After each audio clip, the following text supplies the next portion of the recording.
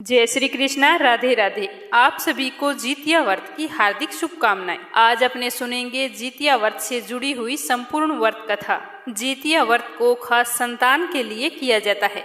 मान्यता है कि इस व्रत को रखने से संतान दीर्घायु होती है, साथ ही संतान तेजस्वी, ओजस्वी और मेधावी भी होती है। शास्त्रों के मुताबिक जो महिला जितिया व्रत रखती है उसकी संतान की रक्षा स्वयं भगवान श्री कृष्ण करते हैं। इसीलिए इस व्रत का कुछ खास ही महत्व माना गया है। जितिया व्रत को जीवित पुत्रिका व्रत के नाम से भी जाना जाता है। पूर्वांचल में मनाया जाने वाला जितिया पर्व बहुत ही महत्वपूर्ण माना गया है। कहा जाता है कि इस व्रत का रिश्ता महाभारत काल से। पौराणिक कथाओं के अनुसार जब महाभारत के युद्ध के दौरान अश्वत्थामा ने अभिमन्यु की पत्नी उत्तरा के गर्भ में पल रही संतान को मार दिया था, तो श्री कृष्ण भगवान ने अपनी शक्तियों से एक बार फिर से उसे जीवित कर दिया। जन्म के बाद इस पुत्र का नाम जीवित पुत्रिका रखा गया। माना जाता है कि इसी के बाद से जितिया यानी कि जीवित पुत्रिका व्रत रखने की परंपरा शुरू हुई थी। हर साल जीवित पुत्रिका व्रत अश्विनी माह के कृष्ण पक्ष की अष्टमी तिथि के दिन रखा जाता है। इस बार यह तिथि 6 अक्टूबर 2023 से शुरू होकर 7 अक्टूबर तक है। उदया तिथि के अनुसार यह व्रत 6 अक्टूबर शुक्रवार को रखा जाएगा। इस दिन पितृपक्ष की अष्टमी तिथि का श्राद्ध भी किया जाएगा। इस व्रत में भगवान श्री गणेश, माता पार्वती और शिव जी की पूजा की जाती है। वैसे तो इस व्रत की पूजा प्रदोष काल में की जाती है, लेकिन आप किसी कारणवश पहले करना चाहते हैं तो ध्यान रखें कि राहु काल का समय ना हो। जब भी आप पूजा करें तो श्रद्धा भाव से कथा अवश्य सुने, क्योंकि व्रत कथा सुने बिना हमारा कोई भी व्रत हो वो पूरा नहीं होता और ना ही हमें उसका पुण्य फल मिलता है। तो आइए आप सभी के मंगल जीवन की कामना करते हुए शुरू करते हैं जितिया व्रत कथा। शुरुआत करते हैं गणेश जी की कहानी से। बोलो गणेश भगवान की जय हो। एक बार गणेश जी महाराज एक सेठ जी के खेत में से जा रहे थे, तो उन्होंने 12 दाने अनाज के तोड़ लिए। अचानक फिर गणेश जी के मन में आया कि मैंने तो सेठ जी के यहाँ चोरी कर ली, और वो पछतावा करने लगे और सोचने लगे कि मुझसे यह पाप हो गया, अब मैं क्या करूं। तो सोचते सोचते गणेश जी ने कहा कि चलो मैं सेठ जी के 12 साल नौकरी पर रह जाता हूँ, मेरे पाप कम हो जाएंगे। यह सोचकर गणेश जी एक बालक का रूप धारण करके सेठ जी के घर चले गए और कहने लगे कि मुझे कोई काम पर रख लो। तो सेठ जी को जरूरत थी और उन्होंने काम पर रख लिया। एक दिन सेठानी जी राख से हाथ धो रही थी, तो गणेश जी ने सेठानी जी का हाथ पकड़कर मिट्टी से धुला दिया। सेठानी सेठ जी के पास गई और बोली कि ऐसा क्या नौकर रखा है, नौकर होकर मेरा हाथ पकड़ लिया। तो गणेश जी को बुलाकर सेठ जी ने कहा कि क्यों भाई, तूने ऐसा क्यों किया, सेठानी का हाथ क्यों पकड़ा तूने। तो गणेश जी ने कहा कि मैंने तो एक सीख की बात बताई है कि राख से हाथ धोने से घर की लक्ष्मी नाराज होकर चली जाती है और मिट्टी से हाथ धोए तो लक्ष्मी लौट कर आती है। तो सेठ जी ने कहा कि गणेश जी है तो सच्चा। ऐसा करते करते कई दिन बीत गए। थोड़े दिनों बाद कुंभ का मेला आया। सेठ जी ने कहा कि मुझे तो टाइम नहीं है, गणेश तू सेठानी को कुंभ के मेले में स्नान करवा के ले आओ। तो गणेश जी सेठानी को लेकर कुंभ के मेले में चले गए। तो वहां जाकर सेठानी तो किनारे पर बैठकर थोड़ा थोड़ा पानी डालकर नहा रही थी। तो गणेश जी ने उसका हाथ पकड़ा और आगे ले जाकर डुबकी लगवाकर वापस ले आई। तो घर आकर सेठानी ने सेठ से कहा कि गणेश जी ने तो मेरी इज्जत नहीं रखी, इतने सारे लोग थे उनके बीच में मुझे घसीट कर पानी में आगे ले गया। तो सेठ जी ने फिर गणेश जी को बुलाया, भाई तूने ऐसा क्यों किया। तो गणेश जी ने कहा कि सेठानी जी तो गंदे पानी से किनारे पर बैठकर नहा रही थी, तो मैं तो आगे ले जाकर अच्छे पानी में डुबकी लगवा कर लाया हूँ, इससे अगले जन्म में बहुत बड़े राजा और राजपाट मिलेंगे। तो सेठ जी ने सोचा कि गणेश जी है तो सच्चा। एक दिन सेठ जी के घर में पूजा पाठ हो रही थी, हवन हो रहा था। तो सेठ जी हवन पर बैठे थे और गणेश जी को कहा कि जाओ सेठानी को बुला कर लाओ। तो जैसे ही गणेश जी सेठानी को बुलाने अंदर गए तो सेठानी तो काली चुनरी ओढ़कर तैयार होकर गणेश जी के साथ चलने लगी। तो गणेश जी ने उस चुनरी को उतार कर फाड़ दिया और कहा कि लाल रंग की चुनरी ओढ़ के चलो। तो सेठानी नाराज होकर सो गई। उधर हवन पर बैठे हुए सेठ जी सेठानी का इंतजार कर रहे थे। काफी देर हो चुकी थी, सेठानी जी बाहर नहीं आए। तो सेठ जी उठकर स्वयं अंदर गए तो देखा तो सेठानी जी सो रही थी। तो सेठ जी ने कहा कि क्या बात है। तो सेठानी बोली कि आज तो गणेश जी ने हद ही कर दी, मेरी चुनरी फाड़ दी। तो सेठ जी ने गणेश जी को बुलाकर बहुत डांटा और कहा कि तुम बहुत बदमाशी करते हो। तो गणेश जी ने कहा कि पूजा पाठ में काले रंग का वस्त्र नहीं पहनते, इसीलिए मैंने तो सिर्फ लाल वस्त्र पहनने के लिए बोला था। काला वस्त्र पहनने से कोई भी शुभ काम सफल नहीं होता। तो फिर सेठ जी ने सोचा कि गणेश जी है तो समझदार। ऐसा करते करते कई दिन बीत गए। एक दिन सेठ जी के घर में गणेश पूजा थी, तो पंडित जी ने कहा कि वो तो गणेश जी की मूर्ति लाना तो भूल ही गए, अब क्या करेंगे। तो गणेश जी बोला कि मेरे को ही मूर्ति बनाकर विराजमान कर लो, आपकी पूजा सफल हो जाएगी, आपके सारे काम सफल हो जाएंगे। तो यह सुनकर सेठ जी को बहुत ही गुस्सा आया और वो बोले कि अब तक तो तुम सेठानी से मजाक करते थे, वो तो ठीक था, लेकिन अब तुम मुझसे भी करने लग गए। तो गणेश जी बोले कि मैं मजाक नहीं कर रहा हूँ, मैं तो सच कह रहा हूँ। ऐसा कहते ही गणेश जी ने अपना असली रूप धारण कर लिया। तो सेठ और सेठानी तो देखते ही रह गए। फिर उन्होंने गणेश जी की पूजा शुरू की। पूजा खत्म होते ही गणेश जी तो वहां से अंतर्ध्यान हो गई। अब और सेठ और सेठानी को बहुत ही अफसोस हो रहा था कि इतने सालों से हमारे पास गणेश जी रह रहे थे और हमें पता ही नहीं चला, अनजाने में हमने उनसे कितना काम करवाया। ऐसा सोचते सोचते सेठ जी तो बहुत ही दुखी हो गया। तो गणेश जी ने रात को सपने में आकर सेठ जी से कहा कि सेठ जी, आपके खेत से मैंने 12 साल पहले 12 अनाज के दाने तोड़ लिए थे, उसी का कर्ज उतारने के लिए मैंने आपके घर 12 सालों तक नौकरी की थी। आपको अफसोस करने की कोई जरूरत नहीं है, आज से तुम्हारे घर में कोई भी चीज की कमी नहीं रहेगी। इस प्रकार से गणेश जी के आशीर्वाद से सेठ और सेठानी पुत्रवान और धनवान हो गए। हे गणेश भगवान, जैसी कृपा आपने सेठ और सेठानी पर की वैसी सब पर करना। बोलो गणेश गजानन की जय हो। अब अपने सुनते हैं जितिया व्रत की पहली कथा, चील और सियार की। एक वन में सेमर के पेड़ पर एक चील रहती थी, पास ही की झाड़ी में एक सियारिन भी रहती थी। दोनों में खूब दोस्ती थी, दोनों आपस में खूब बतियाती थी। चील को जो कुछ भी खाने को मिलता उसे लेकर कुछ हिस्सा सियारिन को अवश्य देती। सियारिन भी चीलों का खूब ध्यान रखती थी। इसी तरह दोनों का जीवन आनंद से कट रहा था। एक बार वन के पास गांव में औरतें जितिया व्रत की पूजा की तैयारी कर रही थी, तो चील उन्हें बड़े ही ध्यान से देख रही थी। तो उसने अपनी प्यारी सखी सियारिन को भी ये बताया। तो यह सुनकर दोनों की इच्छा हुई कि चलो वहां पर जाकर देखते हैं कि वो महिलाएं क्या कर रही है। तो दोनों ये सोचकर वहां पर जाकर बैठ गई और ध्यान से देखती रही उन महिलाओं ने कैसे पूजा पाठ की और उसके बाद में व्रत कथा कही और सुनी। सारी पूजा पाठ को उन दोनों ने बड़ी ही गौर से श्रद्धा पूर्वक देखा और सुना। बाद में उन दोनों ने निश्चय किया कि हम भी यह व्रत करेंगी। तो यह निश्चय करके सियारिन और चील ने व्रत रख लिया। बड़ी निष्ठा और लगन से दोनों ने व्रत रखा। दिन भर भूखे प्यासे मंगल कामना करती हुई सारा दिन गुजार दिया। मगर रात होते ही सियारिन को तो भूख लग गई। जब उसे भूख बर्दाश्त नहीं हुई तो वह जंगल में जाकर मांस और हड्डी खाने लगी। जैसे ही वो हड्डी चबा रही थी तो कड़कड़ की आवाज हुई। तो चील ने पूछा कि सियारिन, यह कड़कड़ की आवाज कहाँ से आ रही है। तो सियारिन ने कहा कि बहन, मेरा तो भूख के मारे पेट गुड़गुड़ा रहा है, यह तो उसी की आवाज है। लेकिन चील को पता चल गया था। उसने सियारिन को खूब डांटा कि जब व्रत हो नहीं सकता था तो संकल्प क्यों लिया, और अगर व्रत का संकल्प ले लिया है तो एक रात में क्या बिगड़ जाता। तो चील की बात सुनकर सियारिन लज्जा गई और चील से माफी मांगने लगी, पर व्रत तो भंग हो चुका था, माफी मांगने का क्या फायदा। चील ने तो रात भर भूखे रहकर अपने व्रत को श्रद्धा पूर्वक पूरा किया और फिर वह पूरी श्रद्धा से हर वर्ष जितिया व्रत को करती थी। दूसरे जन्म में दोनों मनुष्य रूप में राजकुमारी बनकर एक ही घर में जन्म लिया। सियारिन तो बड़ी बहन बनी और चील उसकी छोटी बहन। समय के साथ दोनों बड़ी हो गई तो सियारिन की शादी राजकुमार से हो गई और छोटी बहन जो चील थी उसकी शादी राज्य के मंत्री पुत्र से हो गई। समय बीतने पर दोनों राजा और मंत्री बने।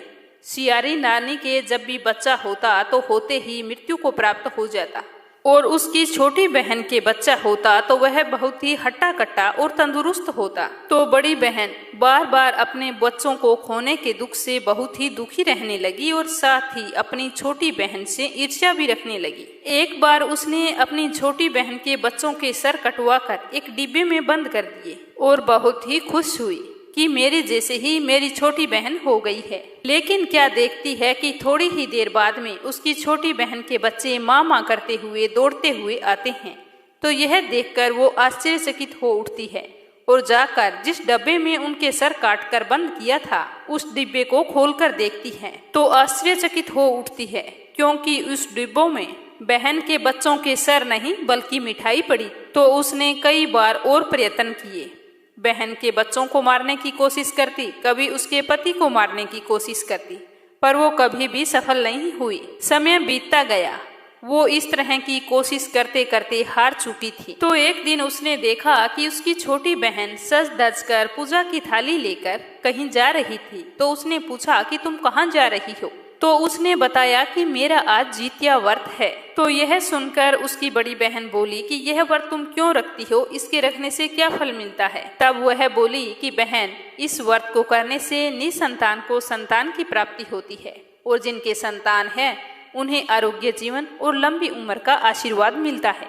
भगवान श्री कृष्ण उनके बच्चों की रक्षा करते हैं। इस तरह व्रत का महत्व बताते हुए वो अपनी बड़ी बहन से बोली कि बहन, मैं तो कहती हूँ कि तुम भी जितिया व्रत करो, तुम्हारी गोद अवश्य हरी हो जाएगी। तो अपनी छोटी बहन के मुख से ऐसी बात सुनकर उसे अपनी भूल का आभास हो गया कि जो मेरी सुनी गोद की परवाह करती है, मैं उसी की गोद को उजाड़ने पर तुली हूँ। वह हाथ जोड़कर रोकर अपनी बहन से माफी मांगने लगी। तो उसकी छोटी बहन ने उसे माफ कर दिया और उसे अपने साथ पूजा करने के लिए ले गई और वहां जाकर जितिया व्रत की विधि विधान से पूजा की और व्रत रखवाया, व्रत कथा सुनी। व्रत के प्रभाव से रानी ने 9वें महीने बहुत ही सुंदर पुत्र को जन्म दिया। फिर दोनों बहनें हंसी खुशी रहने लगी और हर साल जितिया व्रत रखने लगी। दूसरी कथा, गंधर्वों के राजकुमार का नाम जिमुतवाहन था। वे बड़े उदार और परोपकारी थे। जिमुतवाहन के पिता ने वृद्धावस्था में वानप्रस्थ आश्रम में जाते समय इनको राज सिंहासन पर बैठाया, किंतु इनका मन राजपाट में बिल्कुल भी नहीं लगता था। तो अपने राज्य का भार अपने भाइयों पर छोड़कर स्वयं वन में अपने पिता की सेवा करने के लिए चले गए। एक दिन वन में जिमुतवाहन की मुलाकात मल्यवती नामक राजकन्या से हुई और दोनों में प्रेम हो गया। एक दिन जब वन में दोनों घूम रहे थे तो जिमुतवाहन काफी आगे निकल गए। तब उन्हें एक वृद्धा विलाप करते हुए दिखाई दी। तो इस तरह उसे रोते बिलखते देखकर जिमुतवाहन उसके पास गए और रोने का कारण पूछा। तो वृद्धा ने रोते हुए बताया कि मैं नागवंश की स्त्री हूँ, मेरे इकलौता पुत्र है। पक्षीराज गरुड़ के कोप से मुक्ति दिलाने के लिए नागों ने यह निर्णय लिया था कि रोजाना वो गरुड़ के पास एक नाग भेजते रहेंगे। तो आज मेरे पुत्र शंखचूड़ की बलि का दिन है। आज मेरे पुत्र का जीवन संकट में है और थोड़ी ही देर बाद मैं पुत्र विहीन हो जाऊंगी। एक स्त्री के लिए इससे बड़ा दुख क्या होगा कि उसके जीते जी उसका पुत्र ना रहे। तो इस तरह बताते हुए वह बुरी तरह से विलाप करने लगी। जिमुतवाहन को यह सुनकर बहुत ही दुख हुआ।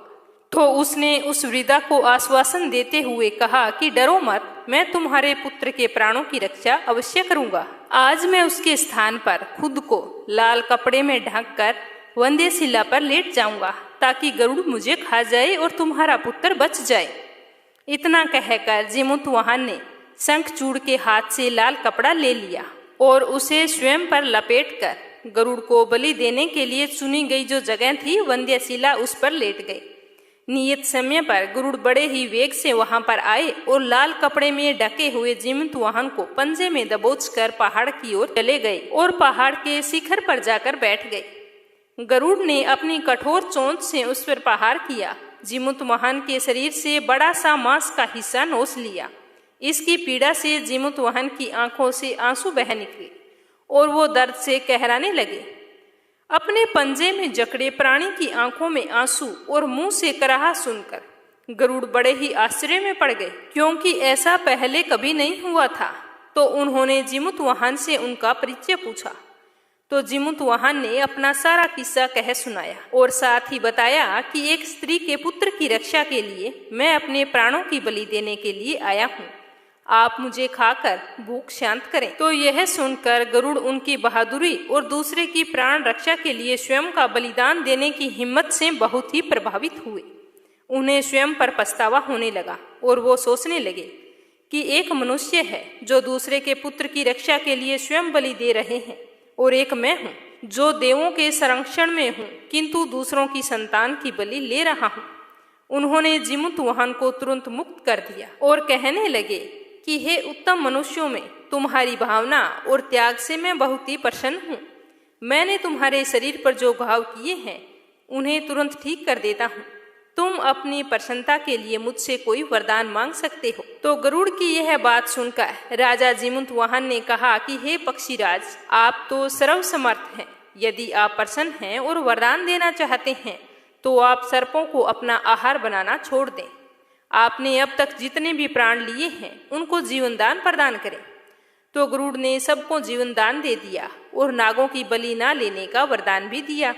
इस प्रकार जिमुतवाहन के साहस से नाग जाति की रक्षा हुई। गरुड़ ने कहा, तुम्हारी जैसी इच्छा वैसा ही होगा। हे राजा, जो स्त्री तुम्हारे इस बलिदान की कथा सुनेगी और विधिवत पूर्वक व्रत का पालन करेगी उसकी संतान मृत्यु के मुख से भी निकल आएगी। तभी से पुत्र की रक्षा हेतु जिमुतवाहन की पूजा की प्रथा शुरू हो गई। यह कथा माना जाता है कि कैलाश पर्वत पर भगवान शंकर ने माता पार्वती को सुनाई थी।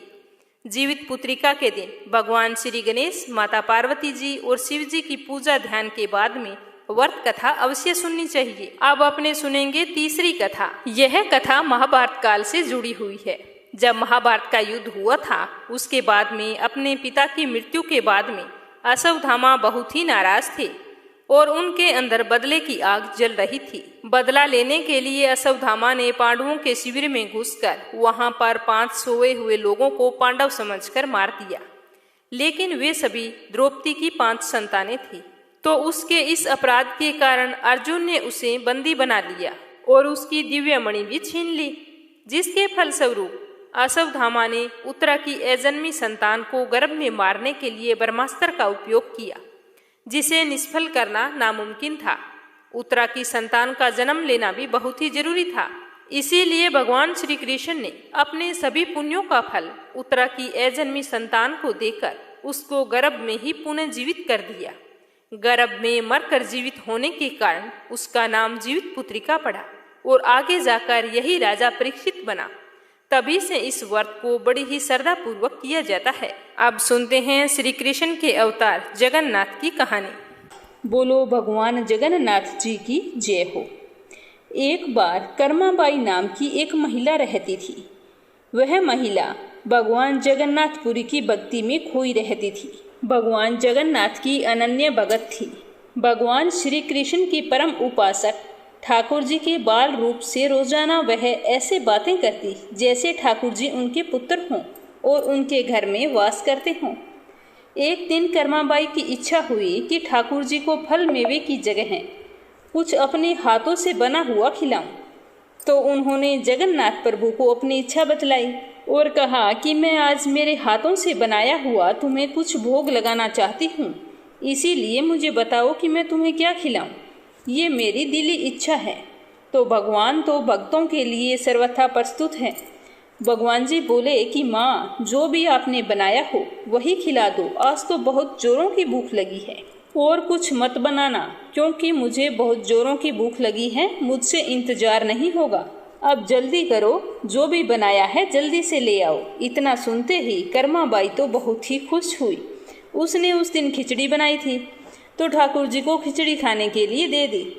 प्रभु बड़े चाव से खिचड़ी खाने लगे और कर्माबाई ये सोचकर भगवान को पंखे से हवा देने लगी कि कहीं गर्म खिचड़ी से मेरे ठाकुर जी का मुंह ना जल जाए। संसार को अपने मुख में समाने वाले भगवान को कर्माबाई एक माता की तरह पंखे से हवा डाल रही थी और भगवान जगन्नाथ भगत की भावना में भाव विभोर होकर जल्दी जल्दी खिचड़ी खा रहे थे। सारी खिचड़ी खत्म करके भगवान जी ने कहा कि माँ, मुझे आज तो खिचड़ी बहुत अच्छी लगी। आप ऐसा करना, आप रोजाना मेरे लिए खिचड़ी ही बनाना, मैं तो रोज यहीं आकर खा जाया करूँगा। तो यह सुनकर कर्माबाई की खुशी का कोई भी ठिकाना नहीं रहा। अब तो रोजाना कर्माबाई रोज सुबह जल्दी उठती और सबसे पहले खिचड़ी बनाती, बाकी सब कुछ बाद में करती। भगवान जी भी सुबह सवेरे दौड़े दौड़े आते और आते ही कहते, माँ जल्दी से मेरी प्रिय खिचड़ी लाओ। बस इतना कहते ही कर्मा बाई जल्दी से खिचड़ी ले आती और भगवान जी को बड़े प्रेम से खिलाती और भगवान जी खिचड़ी खाने के बाद रोजाना तारीफ करते हुए चले जाते। अब प्रतिदिन दोनों का यही कर्म बन गया। भगवान सुबह सुबह आते, भोग लगाते, माँ की तारीफ करते और फिर चले जाते। एक बार की बात है कि एक महात्मा कर्मा बाई के घर आया और कहा कि माताजी, मैं आपके घर एक रात विश्राम करना चाहता हूँ, सुबह जल्दी चला जाऊँगा। तो कर्मा बाई ने कहा, कोई बात नहीं, ठीक है, हाथ मुंह धो लो और भोजन करो, सुबह चले जाना। तो महात्मा जी ने देखा कि कर्मा बाई ने बड़े ही श्रद्धा भाव से सेवा की है। वो कर्मा बाई की अतिथि सेवा भक्ति देखकर बहुत ही प्रसन्न हुए। लेकिन ये क्या, जब सुबह महात्मा जी उठे तो देखा कि कर्मा बाई सुबह जल्दी जल्दी उठकर सबसे पहले खिचड़ी बना रही है। तो महात्मा जी तो नाराज हो गई और कहने लगे कि माता जी, आप यह क्या कर रही हैं? बिना नहाए धोए रसोई घर में घुस गई और भोजन बना रही है, ये सही नहीं है। एक महिला को बिना नहाए धोए रसोई में कभी भी प्रवेश नहीं करना चाहिए। आपको सबसे पहले नहा धोकर पूजा पाठ करनी चाहिए। लेकिन आपको तो अपने पेट की चिंता सता रही है, पूजा पाठ कब करें? तो कर्मा बाई बोली कि क्या करूं महाराज, संसार जिस भगवान की पूजा अर्चना कर रहा होता है वही सुबह सुबह भूखे हो जाते होंगे। यही सोचकर मैं सब कुछ छोड़ छाड़ कर पहले उनके लिए खिचड़ी बनाती हूँ, ताकि वो खा पी कर पूजा अर्चना के लिए मंदिर में आराम से बैठ जाए। हे महाराज, मुझे तो भगवान के भूख की चिंता है, मुझे मेरे पेट की चिंता नहीं है। तो यह सुनकर महात्मा जी कर्मा बाई को समझाने लगे कि माता जी, तुम भगवान को अशुद्ध कर रही हो।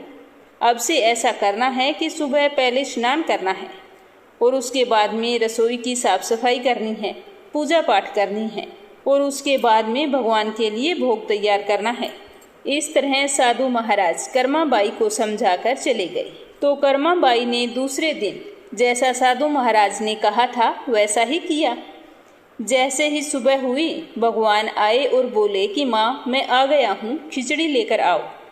तो कर्मा बाई ने कहा कि प्रभु, एक बार रुको, मैं स्नान कर रही हूँ।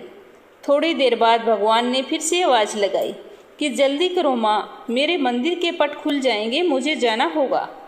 तो वह फिर बोले कि अभी एक बार रुक जाओ, मैं रसोई की सफाई कर रही हूँ। भगवान सोचने लगे कि आज माँ को क्या हो गया, ऐसा तो पहले कभी नहीं हुआ, लगता है आज तो भूखा ही जाना पड़ेगा।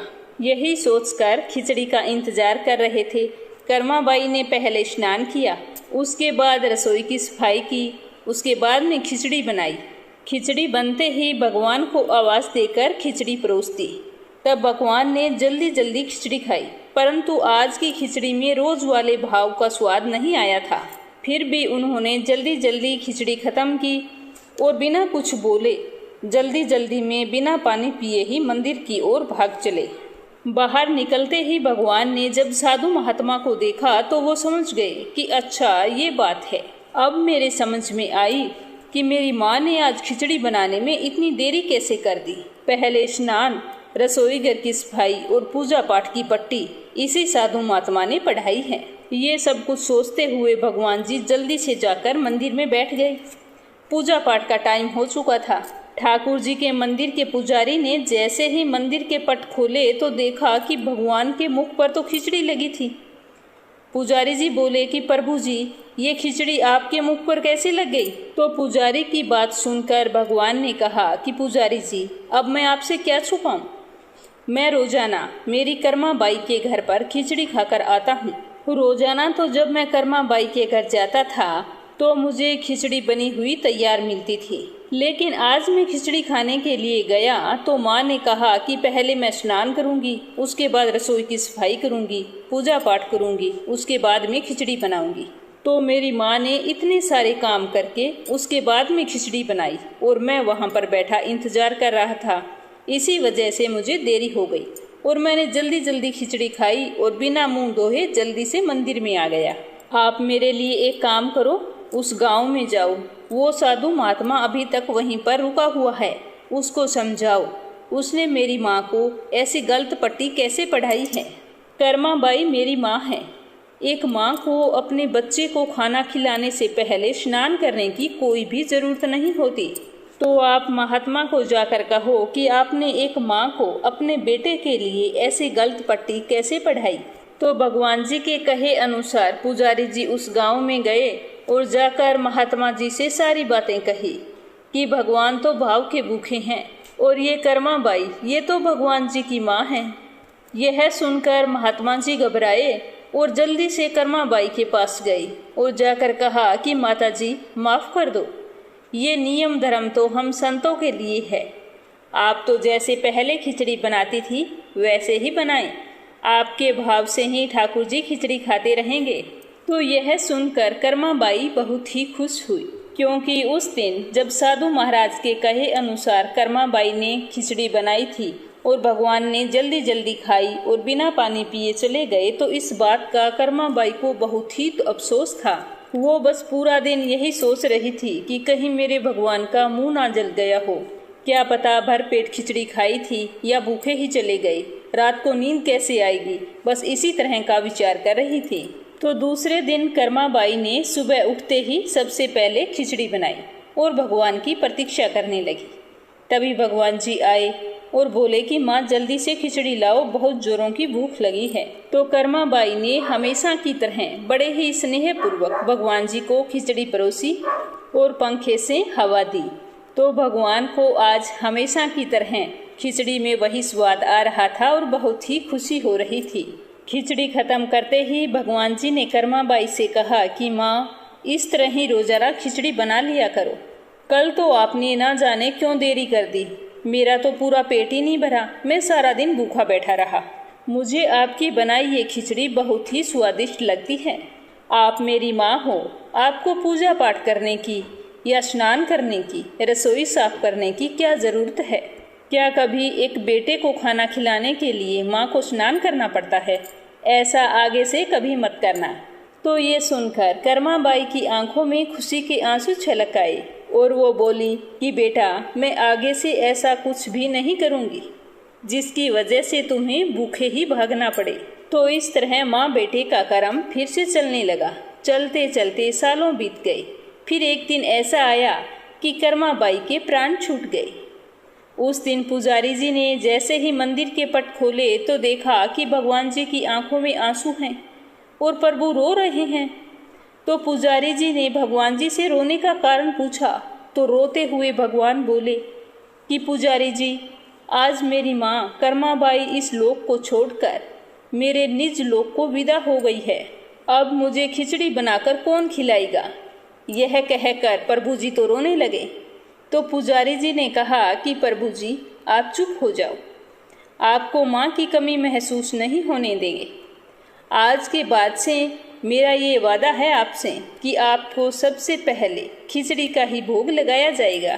कहा जाता है कि तभी से लेकर आज तक श्री भगवान जगन्नाथ जी को सबसे पहला भोग खिचड़ी का ही लगाया जाता है। लपसी और तपसी की कहानी। एक लपसी था, एक तपसी था। तपसी हमेशा भगवान की तपस्या करता था, लेकिन उसे चोरी करने की आदत थी। लपसी हमेशा सवा सेर की लापसी बनाता और पहले भगवान को भोग लगाता, उसके बाद में स्वयं भोजन करता। दोनों भाइयों का यही नियम था। तो एक दिन कोई बात को लेकर दोनों में कहा सुनी हो गई।